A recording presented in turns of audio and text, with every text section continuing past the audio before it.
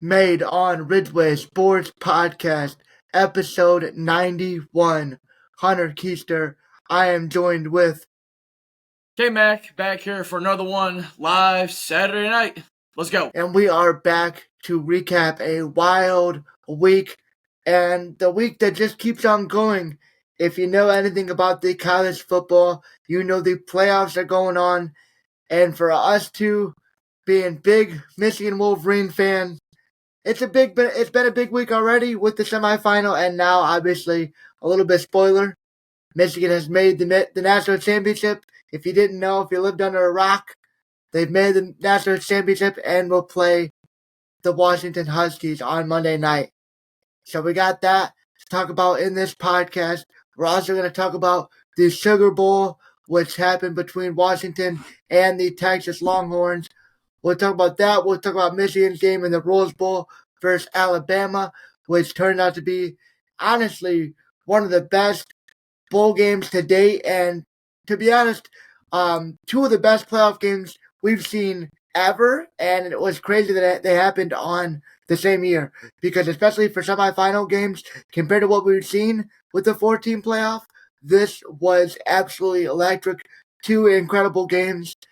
And so we'll have that to talk about. We're going to talk about the NFL as it wraps up Week 18. Started with a pair of really two important NFL games. As you see Kurt decked out in his Steelers attire, his team took on the Baltimore Ravens, and the Indianapolis Colts are taking on the Houston Texans for a spot in the playoffs in that matchup. So some really important NFL games.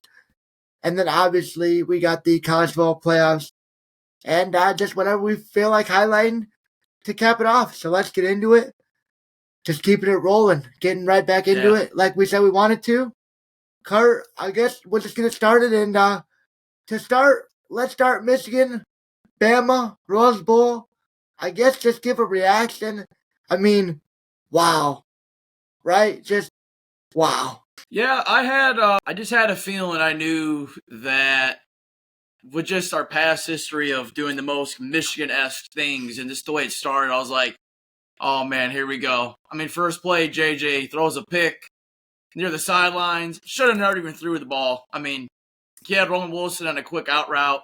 Holds on to it a little bit too long and then tries forcing it. Luckily, the Alabama defensive back was out of bounds and then didn't reestablish himself as a player in bounds. Otherwise, I mean, you can't start much worse than that. We go 3 and out. Defense does its job. I mean, they start off the game hot with the sacks, 4 sacks in the half. And then the next five in the first half. 5? Okay. Yep. And then punt return, muff it. Next play, they score a touchdown. I'm like, here we go. Starting off already in the hole. You know, just like you said, the Michigan-esque start. And that was just kind of the first half. I mean, it wasn't the worst for Michigan. They kind of salvaged it and go into the locker room at least with a little bit of positivity. But, man, that start definitely screamed, wow, another semifinal game. And we're going to come out and look exactly like we have in the last two. Just absolutely outmatched and almost not even really outmatched by the team, but just beating ourselves with stupid little mistakes. And muff punts and just bad special teams, you know, a really big factor in this game. And that started out. Especially in that second half. When we went up 13-7 or whatever. It could have been 14-7, but missed PAT or whatever. The missed field goal in the second half right after we got that fumble recovery. So the first half was pretty solid. Second half was not pretty. 40 yards of like offense up until that last drive of the game.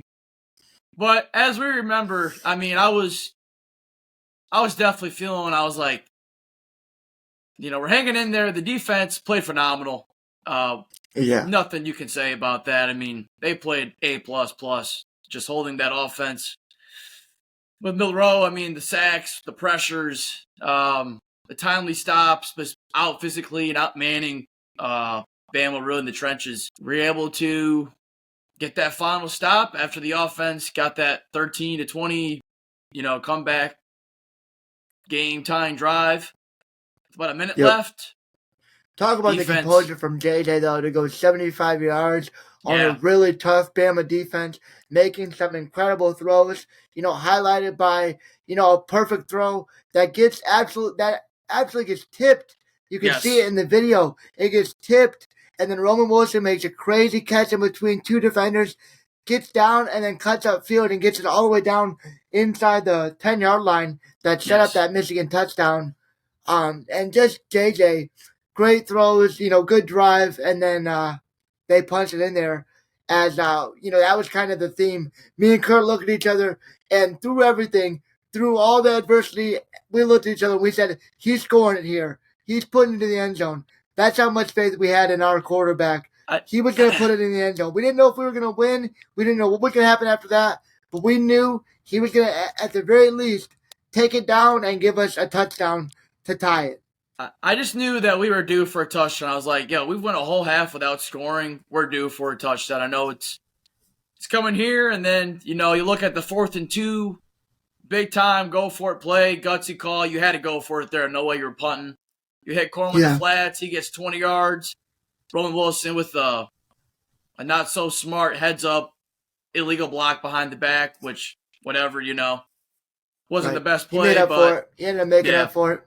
And then you got the JJ keeper run to the right for a big play, and then Roman Wilson finishing it off, little play action, flats to the left, easy touchdown. And it's almost like Alabama. Like, what I've learned is with football this year is like you can't let teams hang around. Right. It was almost like when we held Alabama to 3 and just didn't break. I was like, we're gonna come back and at least tie it up.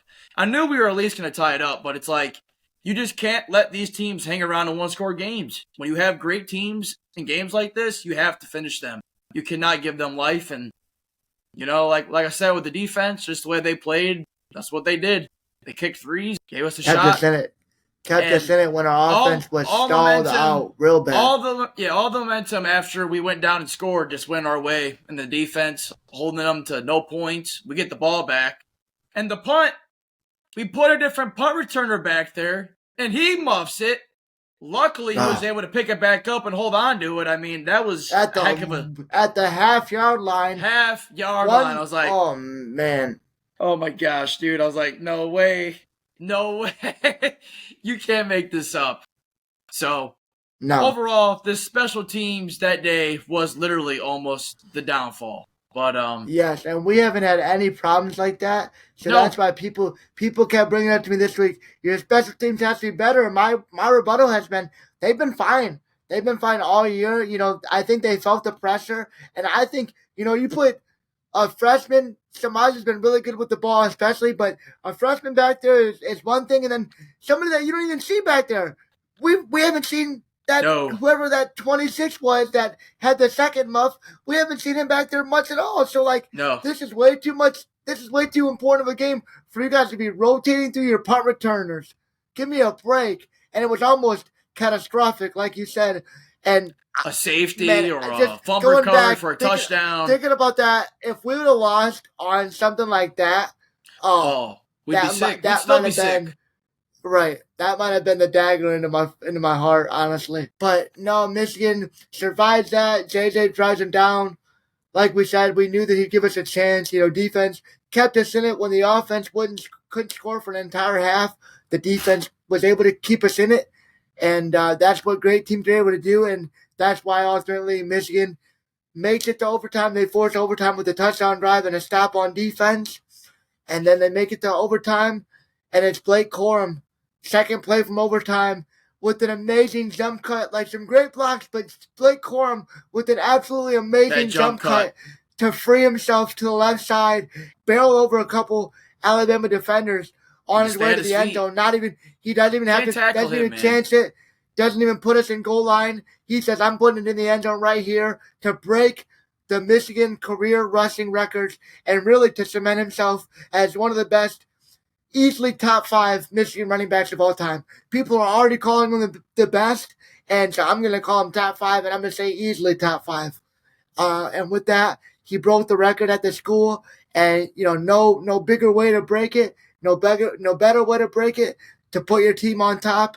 And then, I think for us, in that moment, I had a momentarily sigh of relief because I knew our defense was coming to play. I knew that's where I wanted to be. A touchdown on the board and our defense to make a stand. And you know what? After a couple of questionable play calls, they get it down to the goal line, 4th and goal, after some soft coverage on 3rd and goal. And then 4th down, a botch snap. We'll never know what was supposed to happen. They run it running back to the flats. It could have been a distraction, could have been a throw over there if the snap was on target. But once again, a bad snap. I'm going to get into something about that center because some news came out about him today. And some really sad news came out about his time at Alabama that I want to talk about as well. But a bad snap nonetheless. Because Alabama didn't play a great game. Obviously, they play a half decent game their way. They win this game. But they had bad snaps that stalled drives or pushed them back. I mean, Michigan's defense did a lot, but they definitely got some helps, and Alabama shot themselves in the foot a couple of times. And that was a big one. If Milroe catches that snap in stride, who knows if he's running and he gets through a crack or something and scores that, or if it's a swing pass, because the running back looked like he would have had blockers on that left side. You just don't know. Instead, Milroe's stuffed in the pile and Michigan is on to the national championship. And that's just something that... I honestly thought that Alabama's play calling was really predictable. I mean, how many times do we see Milroe run the ball? I was like... They really didn't. I said it all week to people. I said Michigan needed to pass, or Michigan needed to run the ball more. Alabama was desperately needing to pass. They have great receivers. I get you don't want to try Will Johnson. Sanders goes good. I like Wallace, but I feel like you got Wallace and Sanders still. You got to at least test them once or twice downfield with those receivers that you have, and they did it. They threw the ball a couple of times at Will Johnson to no avail, and like you said, for the most part, it was just like they tried to run it. I know the running back was, he was dealing with nagging injuries, so he didn't do too much in the game. But it was a lot of just Milroe runs, and once Michigan was finally able to figure that out completely by about the middle of the 4th, it was useless. And then Michigan's defense had to work a whole lot less because it was all they had to worry about. It was very predictable. I mean, 4th and goal. Yes. We all knew where the ball was going. I knew it was a quarterback draw. Right at the start of that formation and empty, I was like, they're not going to throw it. But, I guess you just live and die with what's got you there. And the roll up to that point had been playing some really good ball. So you put the ball in his hands and let the chips fall where they may. And you know what? We just controlled Bama in the trenches most of that game. Right. My thing is I'm running a play to the right, a rollout to the right. An RPO. Give him a couple receivers, running a couple routes. Give him a rollout to the right. Options. If he sees the scramble. If he sees a tight throw, he at least has the option to at least try to force something in there, especially on 4th and goal. Wow. Oh. Wow. The Colts are quaking. Yo, you dropped that. Rip. Not the greatest throw, but how do you drop that? Oh. A throw to the flats. Well, as we finish up the Rose Bowl talk. Oh. Okay, yeah. Back to the real shit. A little bit of NFL. The Colts have just had a running back to the flat on 4th and 1 to save their season potentially. It's a throw behind the running back, but it's completely off the hands of the running back. Dropped, and it looks like the Texans will need it out here and beat Houston or beat Indianapolis on the road by 6 points. And DeMeco Ryans has taken the Houston Texans to the playoffs at 10-7. Hats off to him. I was on the Colts in this one. I thought that the Houston Texans and all the injuries would be too much, but it proved to be a C.J. Stroud and Nico Collins masterclass. And just the Colts' inability to do anything besides a long Jonathan Taylor run, pretty much, that put him in the end zone. A big JT day. I know he had gotten injured in this game. He was not there. That running back was not him. But That you're looking back on that. The Colts are driving right near the red zone as well. 4th and 1. Throws behind the running back a little bit, but it's off the hands. Why are you throwing the ball there? 4th and 1. I know you got to run like an outside run. Why especially, are you throwing the ball there? Right. Teams try to get too cute. Honestly, just like we were trying to get too cute on Monday, man. Right. The flea flicker that I got completely rushed because that edge rusher got in, and then we lost 7 right after a big play, and then Donovan Edwards with a throw across the back, it was that halfback pitch play, and then he throws it back across the field to JJ, who has to make a miraculous one-handed catch in the air, and then throws a throw off his back foot, falling backwards for an absolute dot to Wilson. Just a dot. Yep. I wish we had, and that was my biggest thing is we didn't even play our game Monday. We didn't play our game and we still won. So we'll get to that game later, but. This is incredible. Football. Yeah, I think one more thing I want to talk about. First off is, now that we finally beat him, we got a chance to play him. Just hats off to Nick Saban, man. Nick Saban is just a legend in this sport. He's done it the right way. Always been a tremendous coach, and I've loved seeing what he's been able to do at Alabama. As much as I've hated to see them win as much as they have, he's a phenomenal coach. He'll go down as one of the best, if not the best ever, in this college football sport that we all watch. And since we finally slayed the dragon and got past him, I wanted to take a little bit of time and just say hats off, Nick Saban, tremendous coach. You have a tremendous team, and it took everything.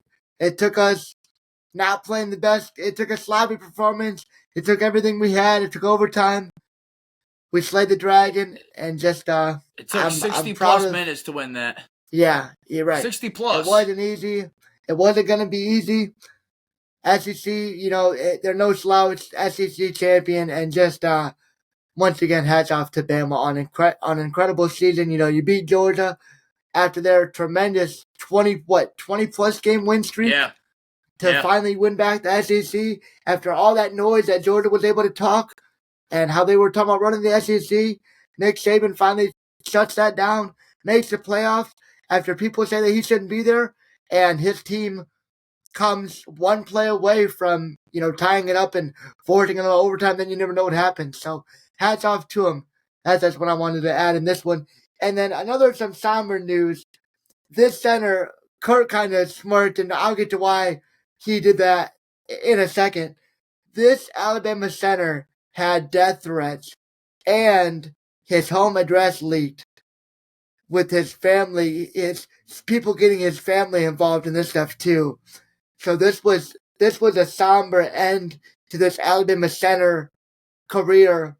He ends up jumping into the portal only days after this game ends. Obviously not his best game, but he's Alabama center all year. Had some problems, but Nick Saban stayed with him all year, so obviously he was trusted.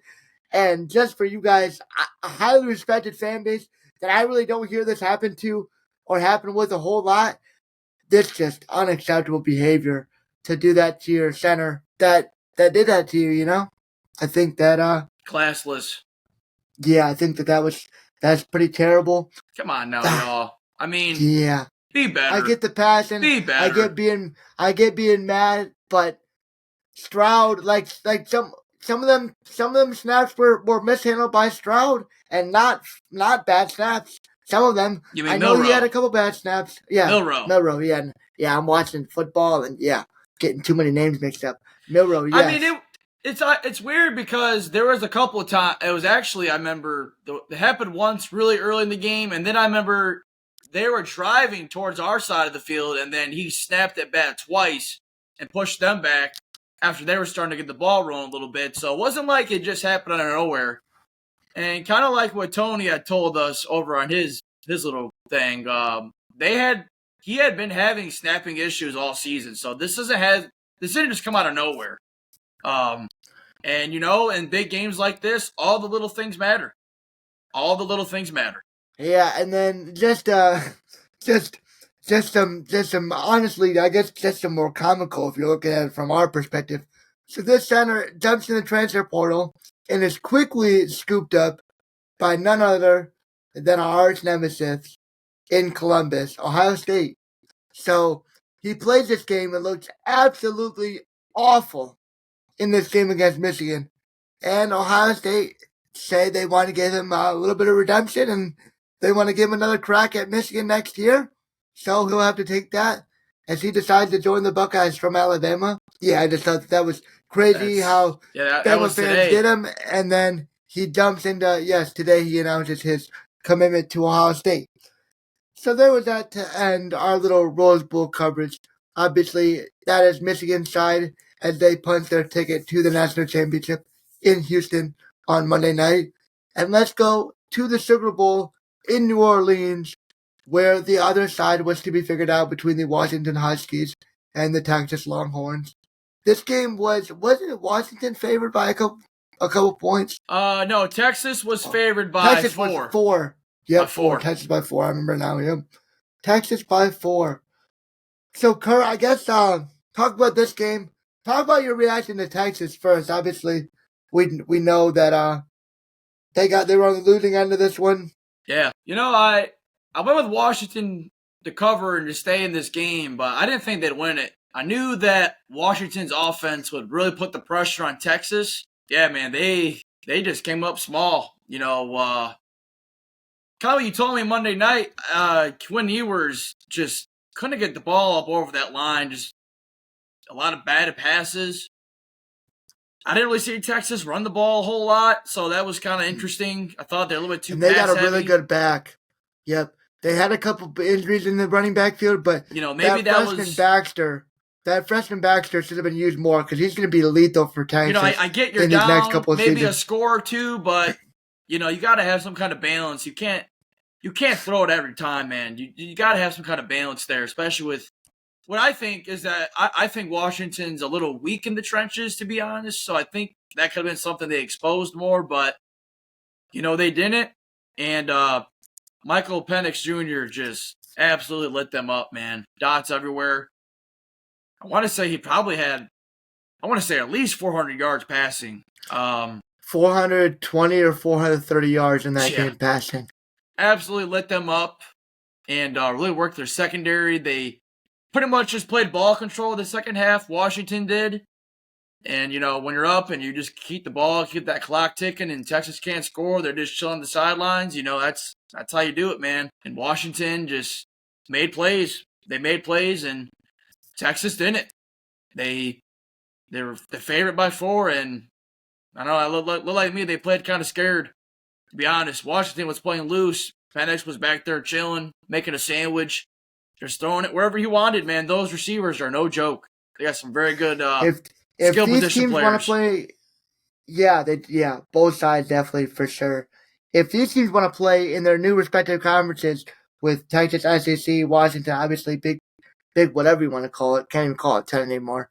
Defense is going to have to be better. 37-31. I mean, just an absolute no defense. And that's, we're going to get into this previewing this matchup. 37-31 though. Quinn Ewers has 318 yards, only 1 touchdown.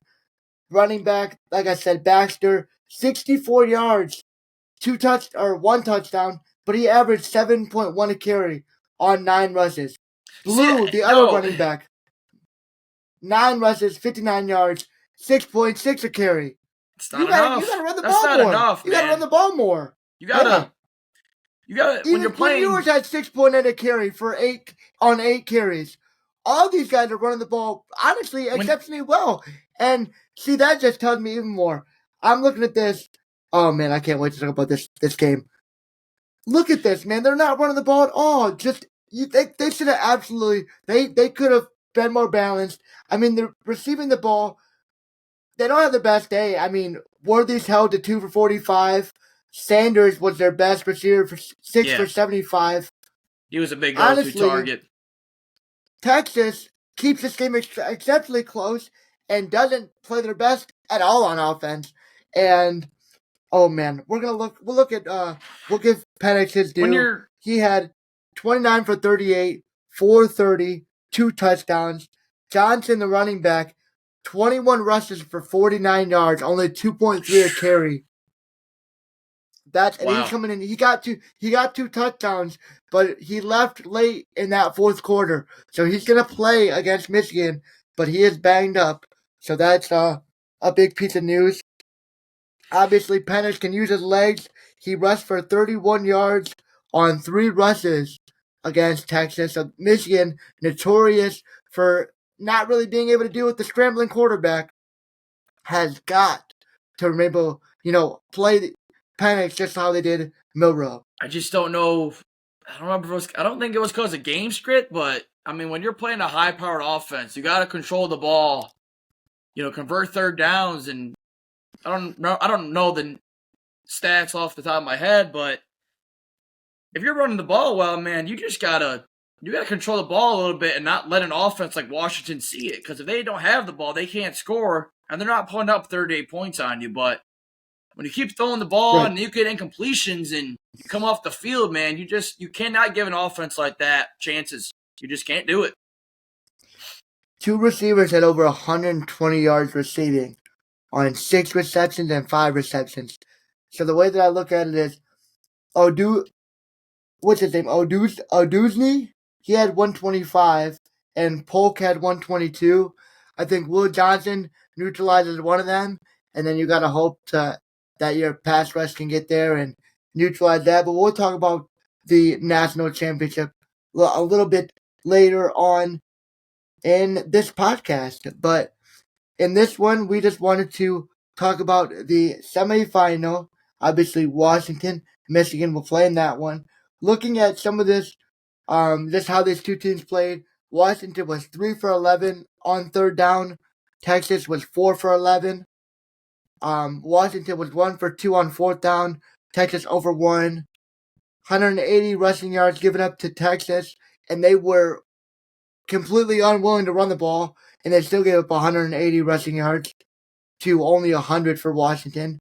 430 to 318. So total yards were 532 for Washington and 498 for Texas. Washington came away with 2 sacks. Texas fumbled 3 times. I didn't know that. Wow. And Washington killed the time of possession. So that's going to be a huge factor. We're gonna have to. Yeah, and what's like what I said earlier with leaving, great teams alive. Washington kicks 3 to go up 9 with like 2 or 3 minutes left, and they're still a throw away from winning the game because Washington almost choked. Right. They punt the ball back because unfortunately their player gets hurt, the running back, on a third or second down, so they get a free timeout. They punt the ball back, and then the guy touches the returner, gives them an extra 10 at the 35. Texas makes a couple good throws, and they're already at the 20 or 30-yard line. 1 throw away from winning it. And all because your player gets injured. Like, that's what I kept saying to everybody. Like, imagine that. Like, the player gets a stoppage because of an injury timeout, and you essentially give them a whole nother drive with all these ways they can stop the clock with 50 seconds left. And like you said, 1 bad penalty, a couple big throws, and another penalty, and just like that, red zone, goal to go with a chance to go win this game. And Washington's defense is able to get the stop on the goal line. Yep. But man, I cannot wait to talk about this national championship. We're gonna save it for you. We're gonna let it build up. And Kurt, was that all for you for the Sugar Bowl? I think I think we touched on both semifinal games good enough. All right, I think we should jump into this Week 18 NFL football action that got started. 2 games took place today, and I'll let you get it started as the Pittsburgh Steelers took on the Baltimore Ravens from Baltimore. This had obviously some big implications for you guys. Not really Baltimore, but I'll let you talk about that. Tell the viewers what happened today and why you're still decked out in your Steelers attire. Well, today was a big game for a push to try to get into the playoffs. Need a win and a couple other things to potentially fall our way. It's a very well. The weather itself was nasty, rainy, windy, cold, nasty. So you weren't going to see a lot of points in this game. Very defensive, very smash mouth type of game. with Pittsburgh coming away 17-10. No points really in the first half. The game went to 7-7 at half. Pittsburgh with an opening, I think it was the second drive, I want to say, or the first one, I don't remember. But offensive line played pretty well. I know it's the backups. Well, actually, not so much in pass protection, but with running the ball, they played well. Could have got a couple of field goals to go up 13-7, but got a turnover there with just this nasty weather. Like I said, a very defensive game. We go to the fourth quarter, 7-7 still, no points really. Mason Rudolph makes a big throw and slants, hits Deontay in stride. He goes down the field for a 60-yard touchdown. That pretty much ices it for me. But the defense played good. 2 takeaways, both being fumble recoveries, like I said, just because today, dude, it was just rainy, slippery, nasty. You remember what I said at the beginning of the game? When I said you on Snapchat, I was like, man, you could make this up for this kind of rivalry. AFC North in Baltimore. If you're not gonna get any snow, you're gonna get heavy downpour. Yes. You just can't make it up, and it just made for some crazy. I seen this. The Pittsburgh had some trouble handling the ball up a couple of times. Yep. Just some sloppy exchanges and stuff like that. And weather like that makes a game like football so interesting when footsteps aren't guaranteed and handoffs aren't guaranteed in this downpour, slippery weather. It makes it very limited, yet it keeps it exciting because it's like, man, who's gonna fuck up first? Right. I mean, we absolutely actually had 3 fumbles, but we were able to get on top of one of them. Actually, now think about it, we had 4 fumbles, but we were able to get on top of 2 of them, which could have costed us. Oh wow! Yeah. It was just the weather conditions were very nasty. So, if anyone went to that game, hats off to you. But right, like you mentioned, this wasn't really a big game for the Ravens. They pretty much just wanted to coast. They didn't really play any of their starters. So they were just playing with house money, and we needed to win. TJ Watt with 2 sacks. This is what he do. He unfortunately suffers an injury in the fourth quarter. Not sure if they'll have him back. That's just how it goes. Haven't had the whole squad, and nobody's had their full squad. But nonetheless, this was a big-time performance from the rushing game. Won it in the trenches. Nice, went crazy. I know he had over 100 yards for once. That's wild. Yeah, believe it or not, 1,000-yard seasons 3 times in a row. Nice has a 1,000-yard season? Another one. Believe it or not, it's nasty, but yeah. It don't seem like he should have 1,000 yards, but I guess I could believe it. Yeah, I mean, when you really think about it, with playing 17 games, you only need to average like 60 yards a game. So that makes sense, yeah, right. But nonetheless, the Ravens are just looking to chill and host that first seed. They'll be playing in the divisional round at home. And potentially what happens tomorrow could be playing, could not be playing, but who's that matchup most likely looking like? I know there's a couple slots to still be decided, but who's that matchup it's looking as of right now looking like? Most likely, if we were to get in, we would be playing Miami first round. The Dolphins. So who would Baltimore play? Is it looking like in the divisional? Depends who would win. I guess it would be out of you guys and the Dolphins. And the number 1 seed plays the lowest seed that wins out of the first round. So that makes sense. Okay. And then the number 2 seed would be playing the high seed that wins. So no clue, but all that means is somehow if we get in and if we get past the Dolphins, we'd be playing the Ravens again. So I don't know, but yeah, I'm cool with it. 10-7, and if we don't get in, got no one to blame but ourselves. So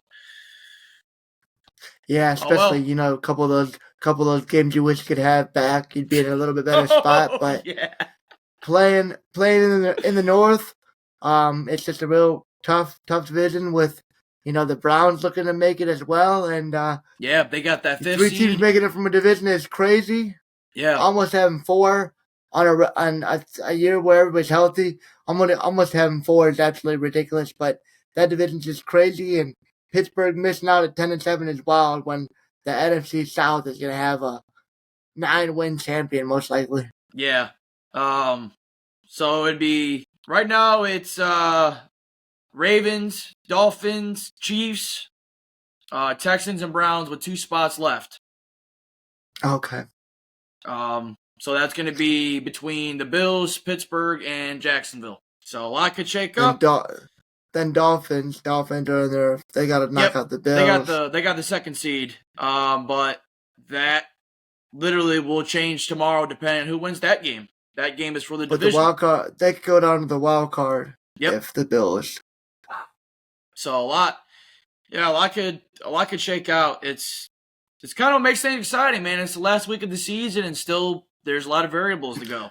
Yeah, this is one of the first years that there's a lot. There's quite a bit to still be decided going into the last week. So it should be an exciting day to just kick back and try to get ourselves mentally prepared for Monday. Some more football before we get to some big time football Monday.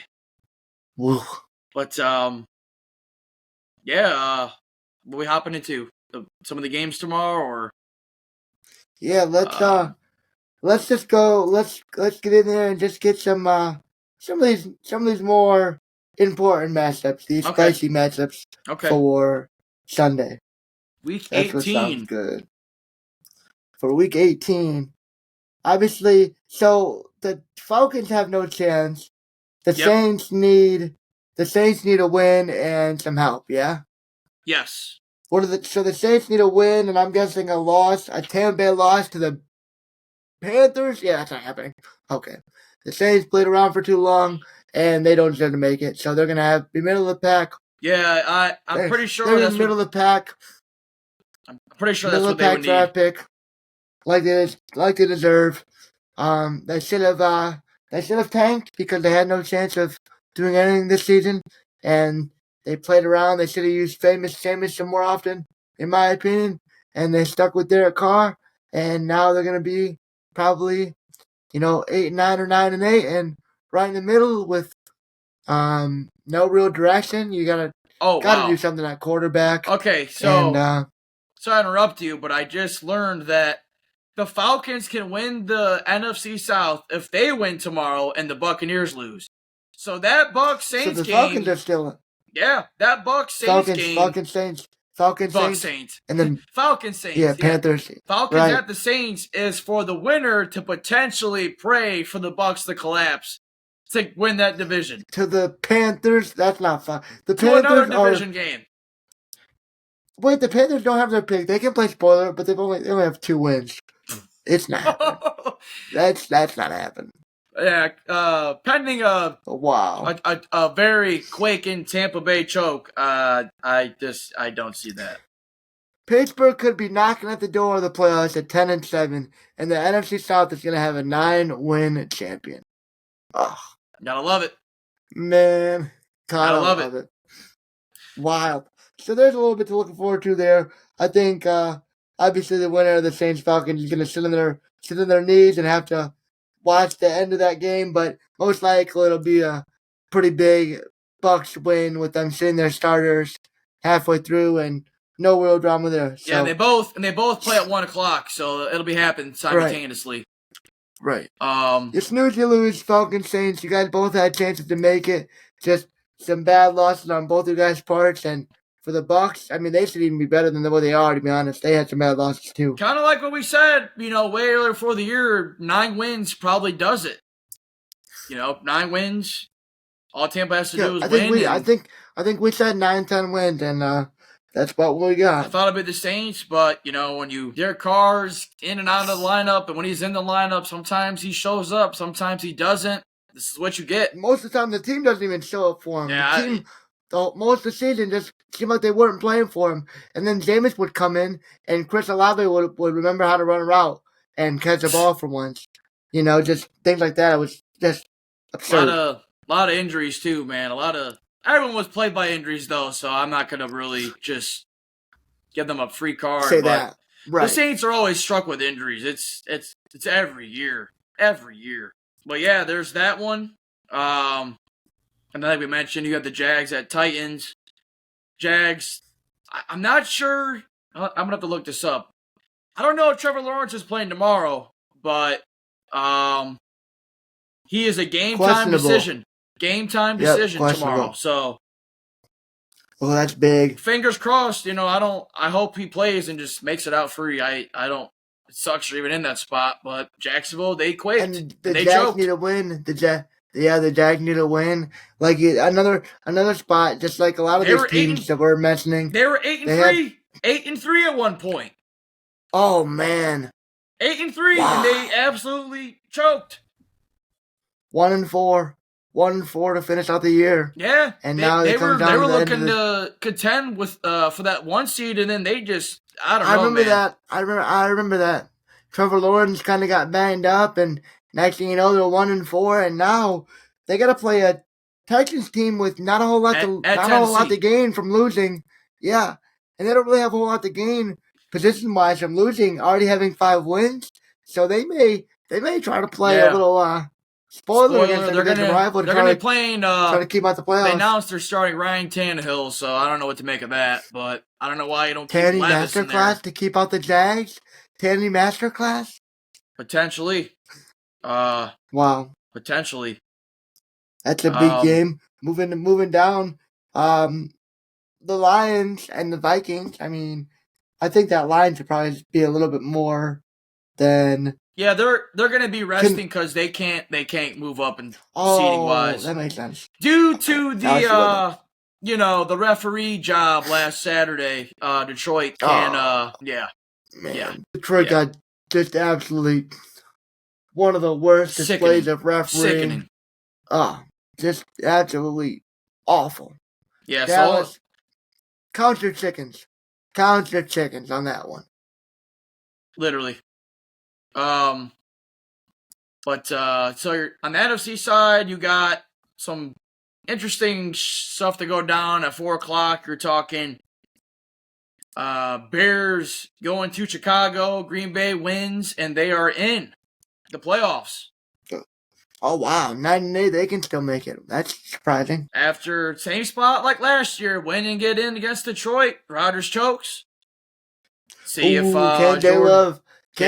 Can J-Love get him in the playoffs? Can J-Love finish the job and potentially set up a matchup with Dallas round 1? In Lambeau, I like Green Bay. I like Green Bay in this one. I think they make it.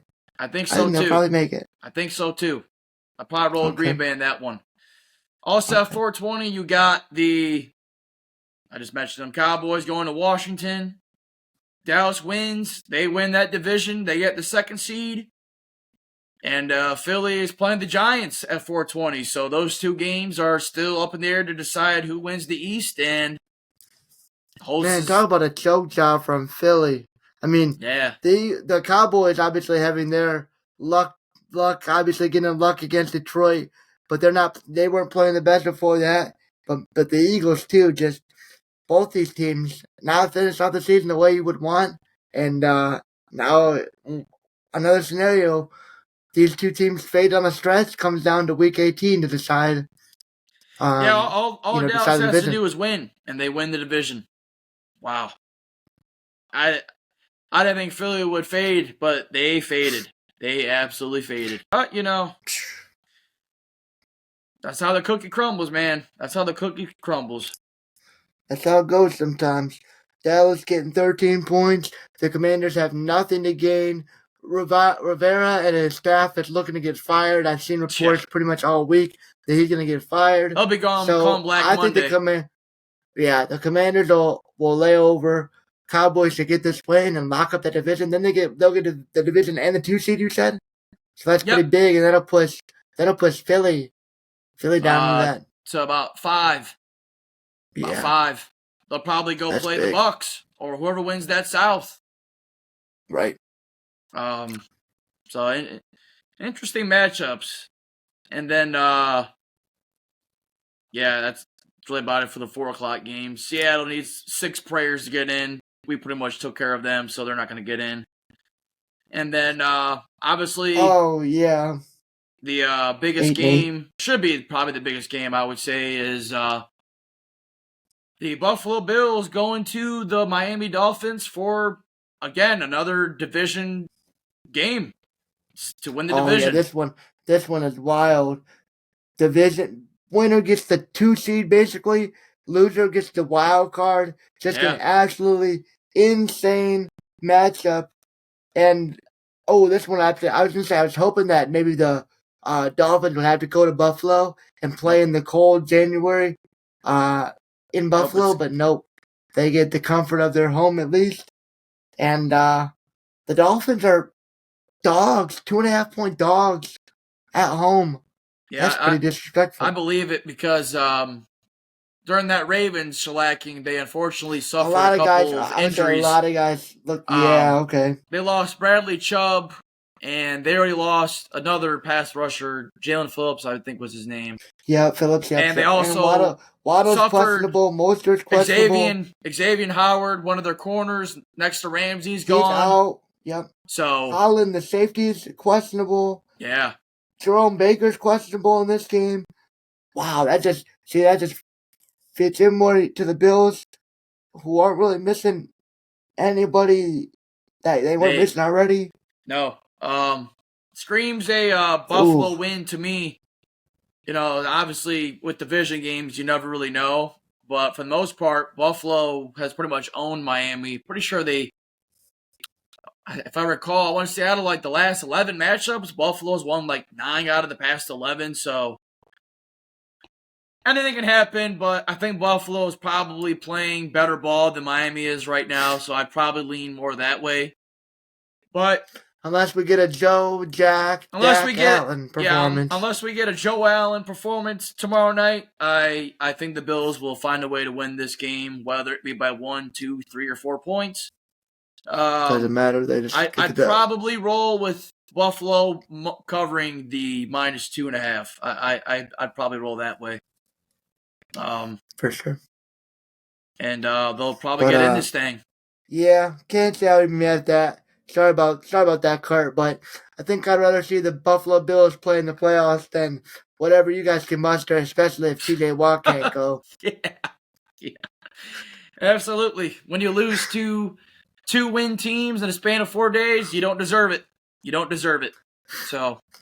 But I think, like you said, this is one of the most exciting Week 8 teams. And yeah. Obviously, a lot to keep us busy as we try to just keep our minds off of Monday. There's spicy meals all day long tomorrow. Grab your popcorn, grab a seat, and chillax, enjoy your Sunday, and get some good football in before the big one Monday. That's how I look at it. It'll be the last Sunday before we get into the real shit. So gotta love it. You still got. I mean, you're talking about like 4 or 5 big games still going on tomorrow. Games for the division, games for playoff spots. So this is what you want. So can't complain. Right. And then I guess before we get into the little bit of natty coverage that we had, I'll just talk about quickly looking at Chicago and NHL. The star, Connor Bedard, breaks his jaw. Injured. He's going to be out 4 to 6 weeks. Ooh. Absolutely brutal. Chicago, I mean, injuries have been terrible, but they have been hit. Honestly, I don't think anybody's been hit worse. This team has been decimated from injuries, and it's showing. This team is once again most likely going to be drafting in the lottery, and I didn't think we'd be this bad. I thought possibly we could be, but I can't say that I'm mad about it because I do think we still need a few pieces to get us truly into that contender ways with Bedard, but it sucks to see him get injured, especially when it's something like your jaw. I wish these players would wear more protection. I don't know if it needs to be the cage like the college players do, but man, just a little visor on your face with these pucks coming at you and just everything with the blades, it's not enough protection. And a lot of guys are starting to get hurt, and Bedard goes down, and another one goes down. I think it was Foligno. Foligno got replaced on IR as well. So 2 guys go down for Chicago, and they end up making a trade for a forward today for a 7th round pick, probably just to have another body there. because they have nobody. Yeah. So getting down to the reserves. Right. And what is a very early, young season. I mean, we're a couple months in now, about a month, maybe 2 months? 2 months, yeah? Yeah. A couple months in, but nowhere near the midpoint or anywhere near the end for all these injuries. Young players, nothing helps their development more than actual game time experience. It's 4 to 6 weeks, man. That's a lot of game time to miss. That's a lot of time on the ice you won't get back. So, just fans are already trying to say or debate on if his rookie of the year, because I mean, not even that he was, a gigantic name like he was, but he was having a good enough season, or a good season enough to win the rookie of the year. So fans were already trying to debate if his absence will cost him this trophy compared to how some of the rookies stack up behind him with Fantilli and guys like that. So that's something to debate. And then it was a good, pretty stacked Saturday in college basketball with some bigger games going on. But on Sunday, it looks like Big Ten opens up conference play. Michigan taking on Penn State, Maryland taking on Minnesota, and Michigan State taking on Northwestern, which is actually going to be a really good game. Michigan State is at 9-5, and a really good Northwestern team is at 10-3. So that's a good night game for basketball on Sunday. And, Michigan will take on Penn State as they just got to try to get something together. Good Lord. They're looking rough. Ipa. No bueno. No bueno. As you can hear, Kurt is not a fan of the current state of the Michigan basketball program. But it seems like ever since we watched that one game together, things have just gone down the drain. I will stand by my statement of the basketball team had to die so the football team could prosper. And we will see it. Because I wouldn't be surprised. I want to see the line. The line is, 4.5 for Michigan against Penn State on the road. I wouldn't be surprised Penn State covers that. But nothing else matters because Monday, it will make up for it. 4.5 point favorites again. We'll make up for it. But, I think miscellaneous coverage, that's pretty much about it. Wanted to talk about some of the injuries. Nothing like, the season's just getting started. Chicago has just been absolutely decimated by injuries, and that's gonna be their season, it looks like already, as that sucks. I mean, I was at least watching and enjoying having Bedard to watch, and I won't even have that anymore as they take on Calgary tomorrow, and it'll probably be the start of some painstakingly just bad hockey from Chicago. They were already playing pretty bad with Bedard. At least he was competitive, and the moves were nice, and he would at least put some highlights on the ice. We're not gonna have that anymore, so that's unfortunate. But I digress. We'll move on. And Kurt, I think it's time. We talk about this game happening on Monday as the number 1 ranked 14-0 Michigan Wolverines take on the number 2 ranked. Say that again. The number 1 ranked 14-0 Michigan Wolverines, Rose Bowl champions, taking on the number 2 ranked 14-0 Sugar Bowl champions, the Washington Huskies. This game will be from the NRG Stadium in Houston, Texas, Monday, in the 7:30. National Championship game. National Championship. We're going in. Michigan, clean bill of health. Obviously, I talked about earlier, running back Dylan Johnson suffered an injury late in that game against Texas. He is probable with a lower body injury, already has been, he is expected to go. He's going to at least give it his best shot. He's been dealing with nagging injury as I did some research, but he's a good player. He got the ball a lot, didn't really do too much against Texas, but puts the ball in the end zone twice, and in a 1-touchdown game does what he has to help his team. It looks like Sam Adams, another running back, is also questionable with the undisclosed injury. So that's a little bit of rough around in their backfield. Michigan coming in, clean bill of health. And, just getting this started, it's going to be, it's a classic tale of the tape. Michigan is 70th in total offense. Washington is 10th in total offense. Michigan is number 1 in the country in total defense. Washington is 92nd in total defense. Another thing I wanted to bring up was I think that Washington, they went to the Sugar Bowl and back before going to Texas. Michigan will have to travel cross country to Pasadena, then back to Michigan, then now down to Houston. So I kind of wanted to bring up the jet lag factor and see what your thoughts on that. Just with this team, just honestly having to do quite a bit of travel in this short, week time span. I want to see what you thought about that. And just jumping in on to some of these stats and ultimately how we think this game will play out. Yeah, I didn't think about the potential jet lag, but with what they've already overcame this season, I mean, it's been 3 seasons in one, it feels like. Start off the season with, Harbaugh getting suspended for recruiting violations, so had 3 different head coaches going on in there. Harbaugh comes back. Things are rolling. We get to a big game with Penn State, and then Harbaugh gets suspended on the plane that Friday. Like, come on. They try to stop us the next 3 games. Sharon Moore comes in, does a fantastic job. A little bit conservative, but just, handles, just keeps the boat going, keeps the show going. And we don't know if that was Harbaugh's direction with those games left and, a lot to look forward to for this team. Obviously kind of looking forward to maybe playing in this game. And, they did just that. They got the wins. They weren't the prettiest. They weren't the flashiest, but they were wins on the board, and that's all that matters.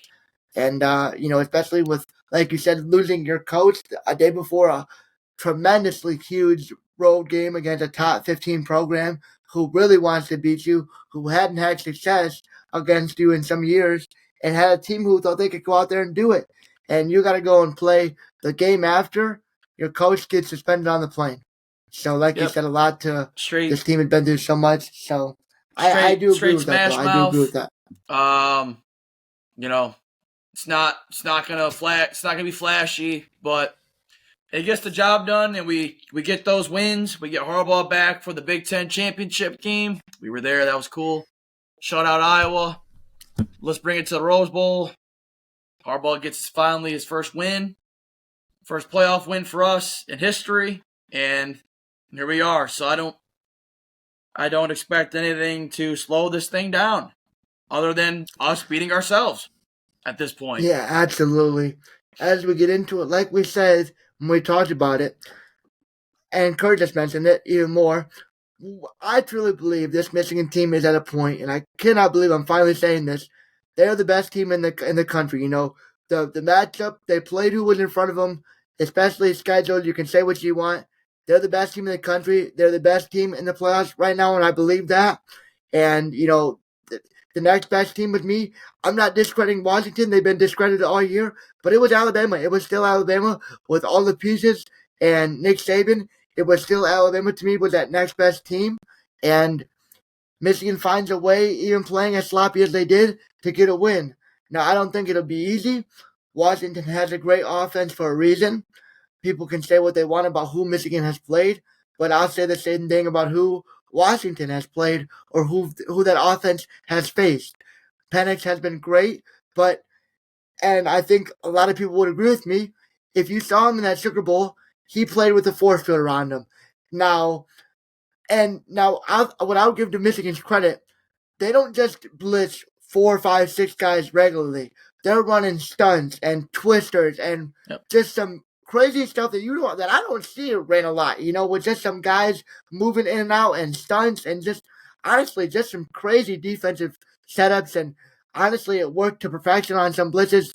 That got to Milrow 5 sacks in the first half, and then they got some good pressure when Alabama was able to adjust. And so this is what it comes down to. I think it comes down to Michigan getting pressure, because if not, it's going to be throwing the ball up for Penix and having to deal with possible PI calls, possible, acrobatic catches because they do have some really good receivers in Washington. So I think it comes down to Michigan playing their defense, getting that pressure, and keeping Penix on his toes, either moving around in that pocket or if he does try to scramble, got to contain him, got to keep the contain there like they were able to do with Milroe because Penix is fast, and if he sees a lane, he's taking it and running for 15 easy. And stuff like that, especially on second and long to maybe set up third and manageable, we can't have that, And then I think the real tail of the tape is time of possession for Michigan.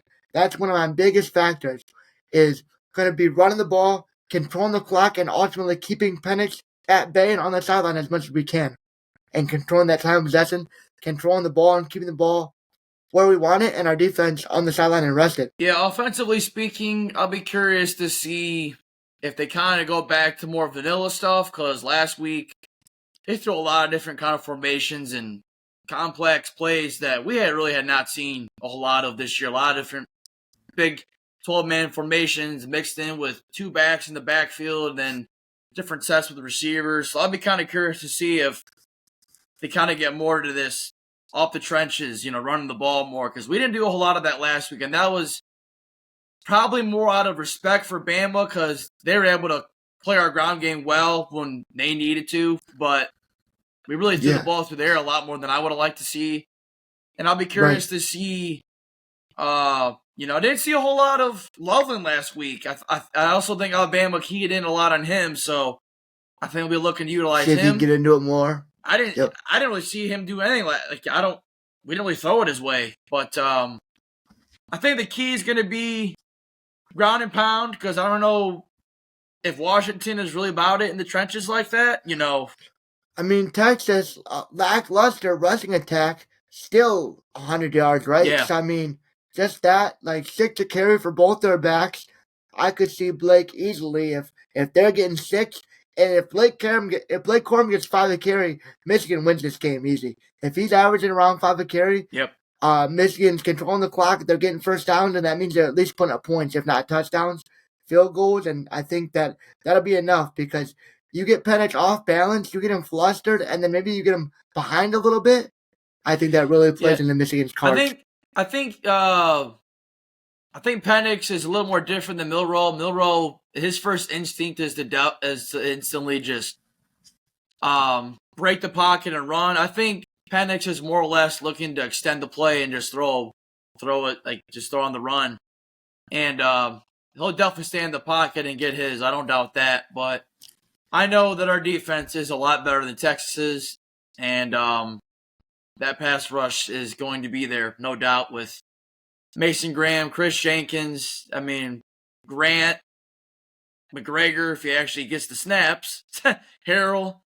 And then you got, if we can, just like last week, even when we did blitz, Barrett, and then, just Minter, man, you gotta give him kudos last week. That was a great defensive performance, and I think we'll come in there with a good game plan. And I think, just due to the fact of Ohio State and, the offenses they have with those receivers, I'm not going to quake about playing a lot of good receivers. I think we have a lot of familiarity there with playing good It's corps, not like, Penix is going to be a different guy, obviously that we're not used to. But like I said, he got a lot. He cooked a lot against Texas. But just hear me out. It was all against no pressure. He's sitting back there. And, he's putting them balls on ropes. And he'll do that. If Michigan gives him the chance, he'll do that to us all game long. But I'm telling you, you get a little rush. You get a linebacker up the middle into his face a little bit. Get him cracked while he's throwing. Get him off his rhythm. I think that he's somebody that could make some mistakes, maybe not turn the ball over, but I could see some missed throws if he gets a little antsy and he gets to feeling that rush. I think Michigan is in the best possible shape they could be to win this national championship. Oh yeah. And after all these years, I cannot believe it's 2024 and it's not 2054. And I'm saying this. We just never could imagine seeing the day, and I'm so glad that it's here, and I cannot wait to just take this all in, and no matter what happens, we finally made the national championship, and I pray we win, man. Pray we win, and that's all we can do. Pray for healthy, good game all across the board, and man, we finally made it. Yeah, it's going to be real interesting. I definitely know this will be a real close game. I am not going to tread lightly on Washington. They've won 20-plus games. I don't care who you play against. That's nothing easy to do. Beating Oregon twice is no slouch. Yeah. 20 plus, Oregon. I mean, they were doubted against Oregon even after beating them. They were favored. I mean, Oregon was favored by 10. Don't know why. They go on to win that game. Texas, everyone picked Texas. They go on to win that one. So, obviously, Michigan's favored. None of that really matters. But I'm not sleeping on Washington by no means. No. I know they'll bring their A game. Though, if Penix turns the ball over, I think it might be a curtains for them because they live and die with that guy. They don't have more ways to win than we do. Yep, and it all circles back to as long as we don't shoot ourselves, as long as we're not muffin punch, as long as we're not snapping field goals back and not hitting field goals, or as long as JJ's, he had that one errant throw and really settled it down, had a really good game besides that one bad throw. Yep. So as long as he's not killing drives with bad throws or interceptions, which he hasn't done all season, and, even after the one, maybe you thought, oh God, JJ, what are you doing? He settles it in, dials it in, and doesn't even have anything remotely close to like that. Nope. After that one bad throw to start the game. So I got faith in my boys, and that's what I mean. It's like if I wasn't confident, I'd be saying, man, I'm real. But I'm not treading lightly, but I'm confident in this team. I'm confident what they can do and what this offense can do. And now, beating Bama after playing that sloppy, that bad performance. Major confidence boost. 100%. Knowing what they overcame, not playing their best ball, that only just gives you confidence up to this point. You're probably at a low spot. I bet at one point you were in a low spot, but you still fought through adversity and made the plays when you needed to close it out. And, here we are. So, got a big one from Houston, Energy Stadium, Monday, 7:30, 8 o'clock Eastern time. Yeah. What's our prediction? Last week you were pretty close to it. I was pretty close. I'm going to go. Final score is going to be 34-28. 34-28 Michigan. You think we scored 34? Yep. Wow. And I think we got it. And I think we have to hold them under 30 to win. So that's why I think we get just under over 30, which is something we don't do obviously a lot. We almost got there with Alabama, 27-20. So I think that with this being a little bit more explosive of an offense, I think we'll have to do a little bit more. But I think that it comes down to maybe a 34-28 with a defensive stand, or if JJ has to have the ball, I have complete confidence after I've seen him. You know what I mean? It's different if JJ doesn't go down the field 75 yards on a stout Alabama defense and make the good throws and put the ball in the end zone. It's different. I feel Bama's defense was a lot better. Washington's offense is going to be a lot more challenging, but I think Bama's defense was a lot better than what Washington will present. Maybe I'm not giving them enough credit. Maybe I'm discredit them a little bit. But nonetheless, like I said, it'll be a good game. I could see it being a touchdown, maybe a 10-point win for Michigan at most. And they've gotten here, but it's hard to take them, as a big top dog considering what we've seen. Played.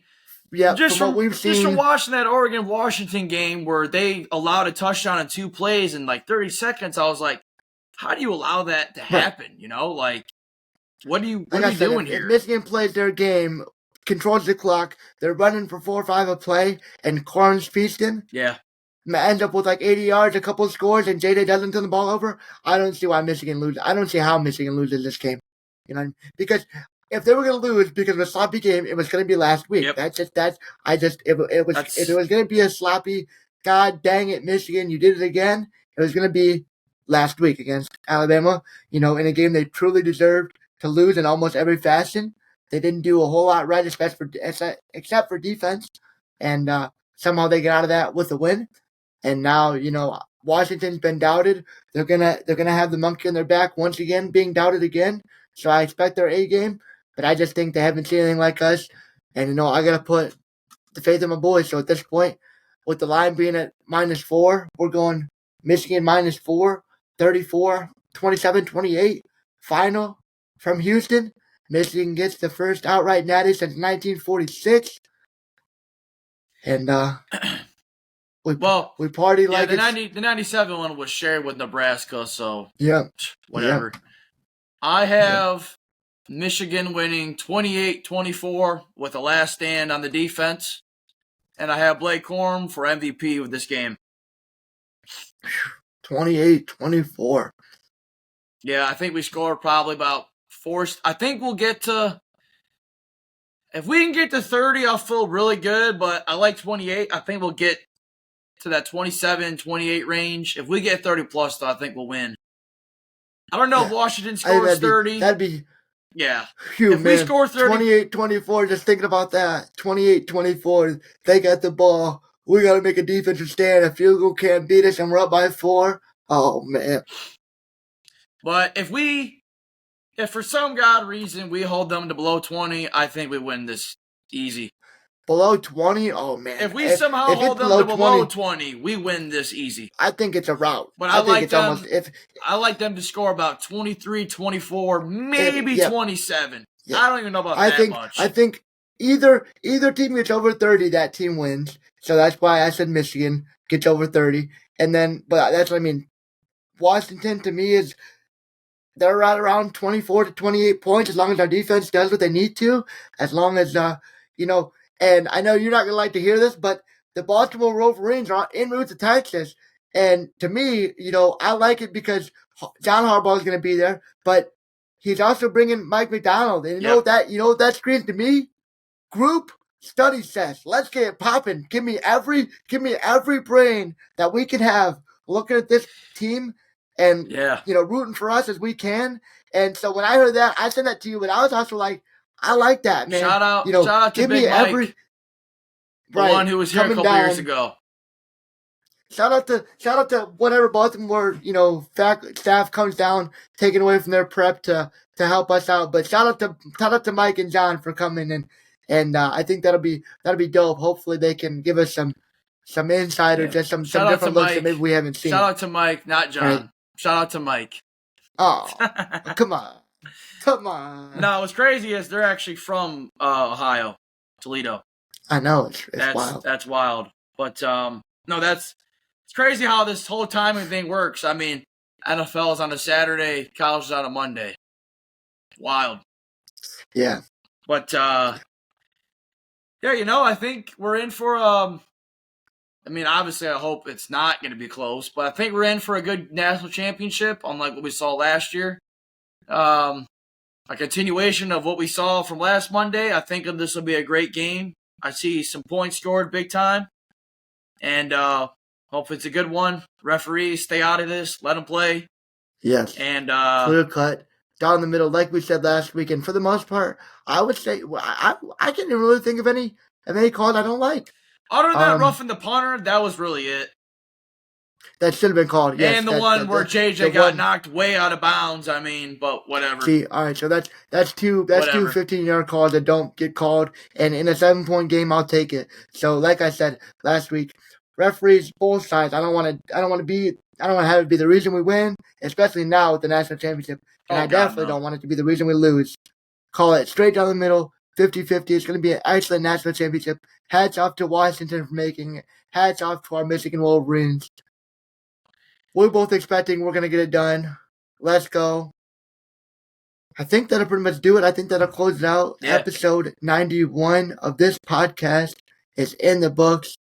When we talk again, it'll be discussing this national championship, and hopefully we got a little bass in our voice and not sounding a little sad on that next podcast. Right. One last game. Let's get it done. Let's go, Blue. Let's go. Blue. I can't. It's hard to fathom. But we're here. We made it. After everything we've been through. We're here. Job's not finished. We made it. Job's not finished. So job's not finished. Everybody's been saying that. Glad to see everybody's on that same mindset. Ben was a huge win. They're a big win. I hope they celebrated it nice. But job's not finished. We're on to Washington. We want this national championship. We know we can get it if we play our ball. Let's go get it done. Monday night in Houston. I've been waiting my whole life. I'm ready. Oh, man, it's going to be a great night. Yeah. Let's go. Been waiting a long time. Long time. Long time. Let's go. Close out this podcast. We'll see you guys. Stay updated on the socials. They'll be linked. Obviously, keep up for the TikToks because we're going to be having some videos go out. Maybe even some lives after the game and stuff like that. So stay up to date for everything with that. And until next time, we are out of here. Peace out.